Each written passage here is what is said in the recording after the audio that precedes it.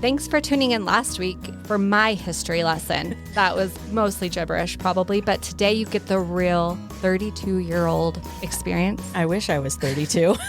Sher is 32, and she's been teaching her entire life. And today's lesson is brought to you by Sher. I'm making my way through the drip, drip, drop. Last week, we talked about the normal women that fought for our freedom. We wanted to focus on the phrase, we the people, from our Constitution. Just normal people stepped up and fought for our independence because they understood, as is explained in D&C Section 101, according to the laws and Constitution of the people, which I have suffered to be established and should be maintained for the rights and protection of all flesh, according to just and holy principles, that every man may act in doctrine and principle according to the moral agency which I have given unto him, that every man may be accountable for his own sins in the day of judgment.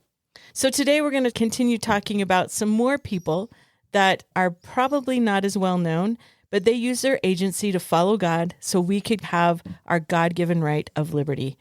They made it possible for us to have freedom, and we want to give them a little bit of spotlight. Last week, Sydney focused on the women, and this week I'm going to focus on some men that might not be quite as popular. So the first one that I want to talk about today is Peter Salem. He was born a slave in Massachusetts. He was owned by Jeremiah Belknap and sold to Major Lawson Buckminster. That's quite the name. That is quite the name. Don't say that too fast. You might. I'm doing it in my head right I now. know. I was like, I just want to swear a little bit. It's Buckminster. All right. Most historians believe that Peter Salem was freed so that he could enlist in the army. He fought at Lexington and Concord, which is the first battle of the American Revolution. And then he also fought at Bunker Hill, which was the second battle of the American Revolution.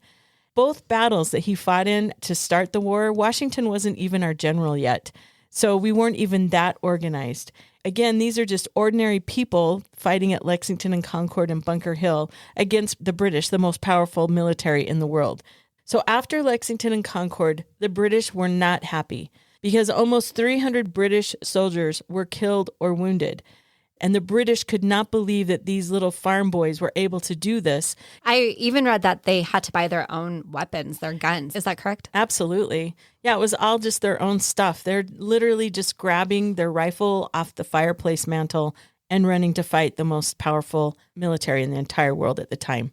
You know, the odds really were against them. And one thing I found is so many historians, when they talk about it, they say they were really lucky because this or that. And I just really appreciate that we know it's not luck, it's miracles. There were so many miracles. And the reason those miracles happened is because these people literally put their faith in God. Please read their journals, read the primary sources, because they credit God over and over and over again for their victories. It is because of their faith and their prayers and their fasting. Not just from the regular folks, but from the leaders at the time. They all did the same thing. They turned to God and relied on him for the victory. And they recognized it as God's hand and miracles, not luck. Absolutely. All right. So after Lexington and Concord, the British went back to Boston, and the Americans decided that they were going to surround Boston, and they were going to try to lock the British soldiers in. But the most powerful army in the entire world was not going to have that, Sydney. They're like, try again. And this is why the Battle of Bunker Hill happened, is the British were busting out of Boston and showing those farmers who was boss. So the Americans, they fortified their lines up on a little hill that overlooks Boston. And the British got in their straight little lines and marched up the hill. And the Americans just hid behind their fortifications, and this is where they waited until they could see the whites of their eyes. And when the British finally got close enough, the Americans just blasted them. They dropped the first two lines of British soldiers, just dropped them. So the British went back down the hill, and they got back in their little lines, and they marched up the hill again. And the Americans waited until they could see the whites of their eyes again, and just repeat and rinse. And then the British went right back down the hill. But this time on the third try, as they went up the hill, as you mentioned, the Americans are just using their own ammunition and weapons. They didn't have enough ammunition. So when the British came back up the hill, the Americans fired, but it wasn't a lot. And so the British were able to get over our fortifications or ramparts. The British Major John Pitcairn, who who was very popular, he jumped on the American rampart and yelled, "The day is ours," to rally his troops. Now, at this point, the Americans, remember, these are mostly just farmers. They had run out of ammunition, and now they're just sitting ducks because here comes the British soldiers jumping over the ramparts, and the Americans are in serious trouble. Also, they're not trained to fight the British in hand-to-hand combat, and they certainly didn't have bayonets like the British. So they are in trouble. But at this point, as Major John Pitcairn yelled, and the Americans are now panicking and on the verge of chaos, one man kept his wits and he ran forward and he shot Major Pitcairn. This is Peter Salem. He killed the major with one shot, and it stunned the British for just a few seconds because they all loved this man. And as he fell to the ground, they stopped running for just a second. And those few precious seconds gave the Americans enough time to retreat in a less chaotic manner to Bunker Hill. The major part of this battle was actually fought on Breed's Hill, and then the Americans retreated to Bunker Hill. So there's a famous painting of what many believe is Peter Salem that shows this battle in that moment. It was done by John Trumbull in 1786, and it shows Peter Salem shooting a British officer in that battle. Now, at the time, the law stated that no slaves could serve in the militia. Now, the laws changed like every other day, depending on the colonies. But this is why people believe that Peter Salem was set free so he could fight. Now, the thing that's interesting is he had been a slave, Sydney, and he continued to serve 7 years in the military. After the war, he went home, he got married, he became a weaver. He died extremely poor in the year 1816. Pensions at the time were only given to the wounded. And 2 years after he died, all Revolution vets finally received a pension. In 1882, his little town erected a monument in his honor, and the Daughters of the American Revolution made his home a historical site in the year 1909. The sacrifice this man made for us is overwhelming, and he received absolutely nothing in return. He's an absolute hero and is probably responsible for saving many American lives at the Battle of Bunker Hill. On a side note, the British had over 1,000 killed or wounded, and Americans had 450. So we lost the battle, but it was definitely a big moral victory for the Americans. And a lot of that happened because of Peter Salem. The next story is one of my absolute favorites. This is about Jordan Freeman and Lambo Lambert. First, we're going to start with Jordan Freeman. Jordan Freeman was born around 1732, and he died in the year 1781. He was a slave to Colonel William Ledyard, and later the colonel freed him. And it appears that once he was freed, that the two of them actually became genuine friends. They were buddies. And when the war started, Jordan was the colonel's aide and his bodyguard, and then eventually he became a soldier under his command. Then September 6th, 1781 happened. This is in New London, Connecticut. The Americans were capturing a lot of British merchant boats up and down the coast of Connecticut. And Benedict Arnold, the traitor to America, was sent to get the American boats, causing all the problems in the area. His job was to get the boats and destroy the military supplies there. And this is a quote from one of Benedict Arnold's biographies.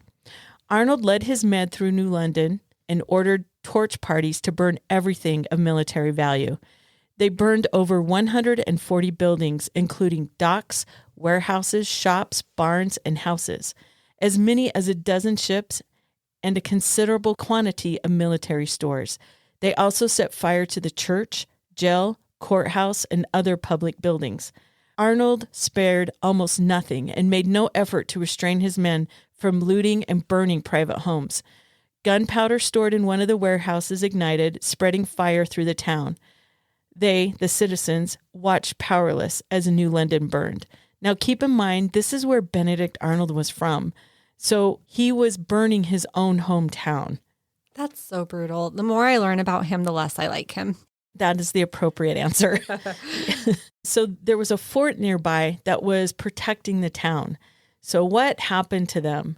The name of the fort is Fort Griswold. The men from the town ranged in age from 12 to 55. There were 150 Americans versus 900 British soldiers. In 40 minutes, Americans killed or wounded over 200 British soldiers. Unfortunately, just like we talked about with Bunker Hill, the Americans ran out of ammo, so they started using pikes and the butt of their gun to defend the fort. British Major William Montgomery got over the fort, and Jordan Freeman grabbed a 10-foot pike and impaled him with it. This rallied the Americans, and they were able to last just a little bit longer. But just out of probably sheer revenge, Jordan Freeman was stabbed multiple times, and many believe it was just because the British were just so dang mad about what happened to their major. And so he was definitely a target. Eventually, the British got inside the fort. When the British got inside the fort, they started fighting in hand-to-hand combat. But no matter what the Americans did, more British soldiers kept running inside the fort. The British, they were so angry that they had lost so many soldiers and men that they were just being extra vicious. So Colonel William Ledyard, Jordan Freeman's once owner, now friend, had his men throw their weapons down and officially surrender. The British officer yelled when this happened, "Who commands this fort?" William Ledyard replied, "I did, sir, but you do now." And he handed his sword over to the British officer. The British officer accepted the sword and then stabbed Ledyard with it. Now this gets us to our next hero, Lambert Lambo Latham. Reports said that he was a slave or had just been freed, not sure. When the British arrived, Lambo rushed his owner's family 2 miles out of the town to safety, then rode back and joined his owner, or former owner, Captain William Latham, in the fort. During the fight, the British shot the American flag down that was flying over the fort. As the British surrounded the Americans, local traditions say that Lambo was holding the flag high above his head and refused to put it down, even as the Americans were surrendering. However, when he saw his commanding officer, Ledyard, get stabbed, he immediately jumped into action and stabbed the British major who did this to his commanding officer. As a result, he was stabbed multiple times. Many accounts say that it was over 30 times by the British soldiers in retaliation. The British then opened fire and stabbed or shot every single person that was in that fort. Captain Latham was wounded. He and his 12-year-old son was captured, and the British eventually did let the 12-year-old go because he was so young, but the captain was taken to a British prison ship, which was a complete horror show. The captain was released when the Americans won the war, so he actually wasn't there for very long. He was there for a few months, though.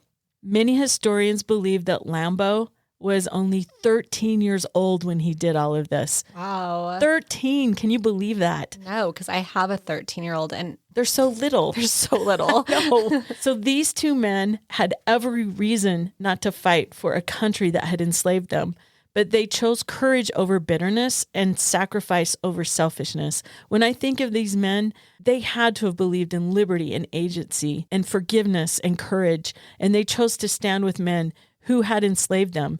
They are remarkable, and honestly, I think they should be in every textbook as heroes and examples of people that we should try to be like. Both had their names engraved on plaques at the fort, but nobody knows for sure where they were eventually buried. This leads me to my last regular soldier, Joseph Plumb Martin. Martin was born in about 1760. He was born in Massachusetts and raised by his grandparents on a small Connecticut farm. He left home at 15 to enlist in the American Army in June of 1776. He served for 7 years. The thing that's different about him is he wrote down his memories just as a common soldier in the military. He was at Valley Forge, Yorktown, the Battle of Brooklyn. He witnessed Benedict Arnold's treason, and he saw John Andre, who was Benedict Arnold's handler. He saw John Andre's execution. He was hung. He was also wounded in battle by a childhood friend who had enlisted with the British. His journal was lost, but was rediscovered in the 1960s. And I just want to read some of the quotes from his journal. This is what he said about Valley Forge. The army was now not only starved, but naked. The greatest part was not only shirtless and barefoot, but destitute of all other clothing, especially blankets. He said about when they got to Valley Forge, in our miserable condition, to go into the wild woods and build us habitations to stay, not live, in such a weak, starved, and naked condition was appalling in the highest degree. Can you imagine? I love how he's just so descriptive in what was happening at the moment. All of the learning of this has really made me appreciate journals. Yeah, I thought the same thing, as I'm so bad at writing in mine. I mean, people don't need to know details for me going to get a soda again. I got a Diet Dr. Pepper with coconut cream. Can't wait to do Pilates later. She's inspiring. Fair point. Mine would just be went to work, came home. I don't know. Yours might have that just recently when you tried to get a brother from our church to dress up as a gangster for an activity. I haven't stopped thinking about that. I think you could have a great journal. I taught him how to properly put the bandana on. I almost had him, Sydney. It You would have did. been would have been so fly. It would have been so fly. That was from your era. You're welcome. Okay, when he talked about marching, this is what he said.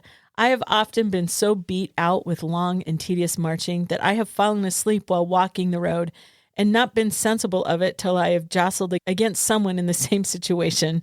I can just see them all so tired. They're all just kind of leaning against each other, holding each other up. Kind of like what happened to E yesterday. Should we do a side note? My journal entry would be, my daughter came home today and said while out on an activity at church with Sher, a 17-year-old boy fell asleep on her shoulder, then her lap. And I had to be like, Sher. But luckily I know Sher well enough that if it was a situation that would be harmful, that her and her gang would have taken him out. So All this is true. yes. He had some handicaps, so I wasn't too worried. He was a sweet kid that was very tired, and I tried to get a photo of it, but I missed it. Yes. I asked my daughter how it went, and she said, I looked at Cher and she was laughing. That's why we love her, Eve. She wanted me to help her, but no, I just wanted a photo. You fit in so well with my family, actually. That's perfect. All right, well, moving on. This is what he said about sleeping in the cold. To have to lie, as I did almost every other night, on the cold and often wet ground without a blanket and with nothing but the summer clothing was tedious. I love that he just used the word tedious. He didn't say miserable, horrible, dreadful. It was tedious, Sydney, just tedious. I actually feel like I need to increase my vocabulary as I've read quotes from people during this era. Same. I have to tell you one thing. 2 historians, not just one, speaking of this topic, said that reading Mercy Otis Warren's plays was tedious. And I thought, since you and I said that they seemed too educated, they were also too advanced for some historians. They said they did not enjoy them. Good. I'm glad they felt the same way. We still respect what she did. Absolutely. It's not just us.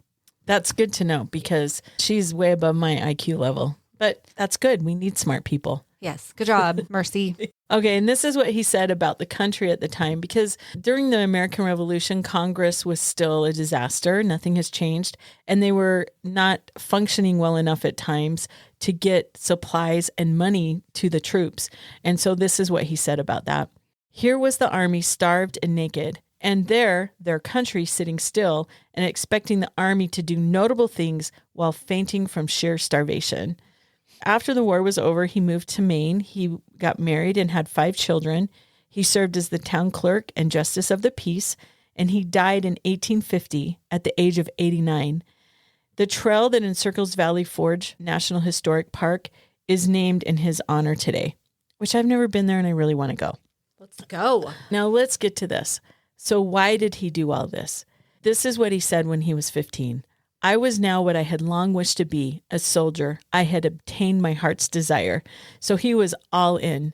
And then as the war went on, he said this, we had engaged in the defense of our injured country and were willing, nay, we were determined to persevere as long as such hardships were not altogether intolerable. So he was all in defense of the country.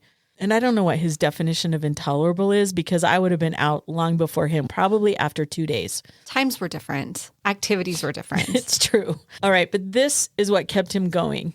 And I think the important part. But a kind and holy providence took more notice and better care of us than did the country in whose service we were wearing away our lives by piecemeal.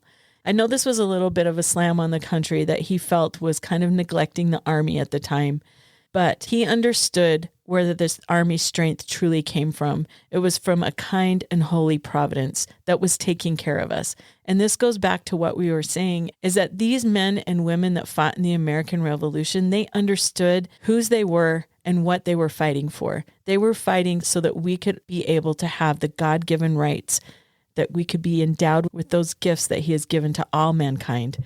Now, the editor who put his journal together when it was found, his name is George Sher, and this is what he wrote about Joseph Plumb Martin. He knew what his war was all about, freedom. He was a youth who sensed the simple truth that a decent cause must and shall prevail, so long as men of belief stand for it without compromise and without fear. This quote sums up all of these men and women. They were normal people that did extraordinary things because they believed that fighting for our God-given agency was worth it. Our challenge is that even though we just had our fast for July 5th, what promptings did you have, impressions did you have to continue to learn about our country and the freedoms that were won? Now to our final thoughts. We the people. 3 words that open our God-inspired Constitution. Today and last week, we discussed some of the ordinary men and women who set the example of what it means and sometimes what is required to be we the people. Some were enslaved, some were teenagers, some were farm boys and girls who had never been more than a few miles from home. These are the unsung heroes of the American Revolution, the ones who bled and froze and fought and died so the rest of us could have what God always intended every soul to have, the right to act for themselves, to choose, and to be free. This is our prayer. From Sydney and Sher. I'm forging my way through the tip top. I'm living my life through the drip drop. When eternity's plan, I just can't stop. I'm making my way through the drip drop. I have your problem. I can't breathe. Where is he? He's outside. Domingo Lenin. I'll go get him. He's driving me nuts. So dope. Never miss leg day. He became Blah, blah, blah, blah, no, it not. Okay, his own, and then accepted the store. Oh gosh! During the fight, the British shot the flag. Thanks for joining us. We're so glad you're here.